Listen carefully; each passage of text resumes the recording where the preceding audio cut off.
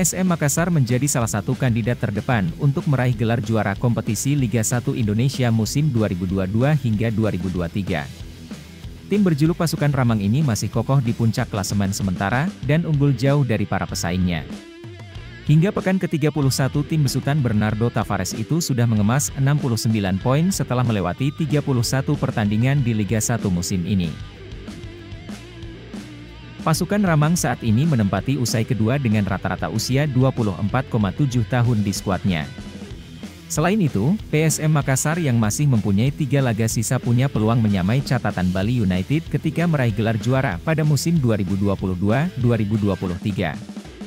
Mereka hanya perlu menyapu bersih 3 laga sisa dengan hasil kemenangan dan berhasil menyamai catatan Bali United dengan 23 kemenangan serta meraih gelar juara kompetisi Liga 1 Indonesia.